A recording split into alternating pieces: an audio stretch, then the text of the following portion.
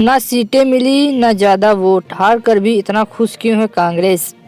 राहुल गांधी का प्लान जानकर बीजेपी की हो जाएगी टेंशन।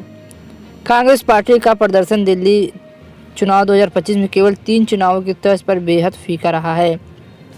राहुल गांधी की पार्टी राजधानी में एक बार फिर खाता तक नहीं खोल पाई। 70 में से 67 सीटों पर कांग्रेस के उम्मीदवार अपना सिक्योरिटी डिपॉजिट तक नहीं बचा पाए। साल 1998 से 2013 तक लगातार दिल्ली की सत्ता पर काबिज रही कांग्रेस के लिए वजूद बचाने की जद्दोजहद अब भी जारी। केवल बड़ा सवाल यह है कि अरविंद केजरीवाल की आम पार्टी की हार से आखिर कांग्रेस इतनी खुश क्यों है।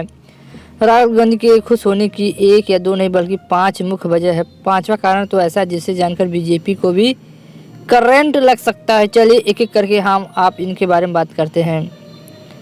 अरविंद केजरीवाल पिछले 10 सालों से नेशनल पॉलिटिक्स में तेजी से अपना वर्चस्व बढ़ाते नजर आ रहे थे। चाहे पंजाब हो या गोवा, गुजरात हो या जम्मू कश्मीर, हर राज्य में आम आदमी पार्टी की इंडिया गठबंधन में भी तमाम रीजनल पार्टी केजरीवाल को काफ़ी तवज्जो देती थी। 2 राज्यों में आपकी सरकार थी तो अब केवल पंजाब में रह गई। आने वाले वक्त में केजरीवाल का कद घटने से राहुल गांधी को फायदा होगा।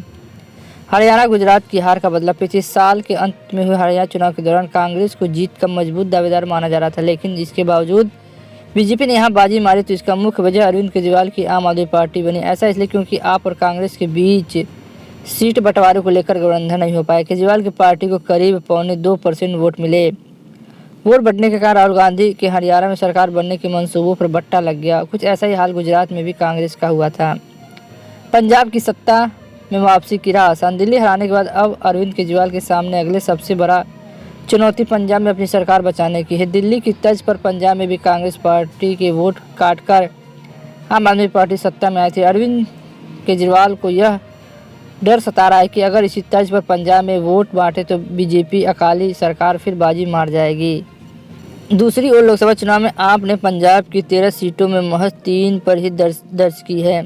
कांग्रेस को यहां 7 सीट पर जीत मिली थी। कांग्रेस का पंजाब में अच्छा खासा जनाधार है। गठबंधन को मजबूत होंगे अरविंद केजरीवाल। दिल्ली में अब साल 2030 में विधानसभा चुनाव है। मौजूदा दिल्ली चुनाव में पहले केजरीवाल ने राजधानी में कांग्रेस के साथ गठबंधन करने के यह कहते हुए मना कर दिया कि उनके पास शहर में जनाधार नहीं है।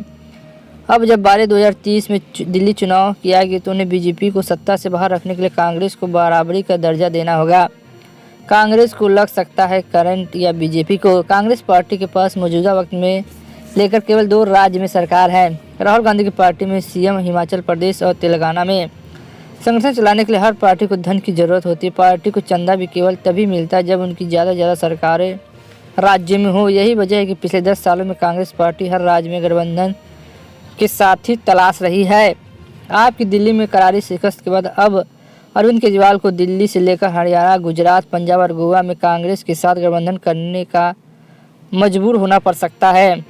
ऐसा करने से कांग्रेस और आप दोनों को ही फायदा होगा। वहीं अब तक आप और कांग्रेस के बीच वोट बांटने का फायदा उठाकर आसानी से सरकार बना लेने वाले बीजेपी को दोनों का गठबंधन होने से करंट लग सकता है। दिल्ली चुनाव में पर ही नज़र डालें तो बीजेपी को यहाँ करीब 45% और आम आदमी पार्टी को करीब 43% वोट मिले हैं, लेकिन कांग्रेस के करीब 6% वोट बटने का अधिकांश फंसी हुई सीट पर मामूली अंतर से बीजेपी ने बाजी मार ली है।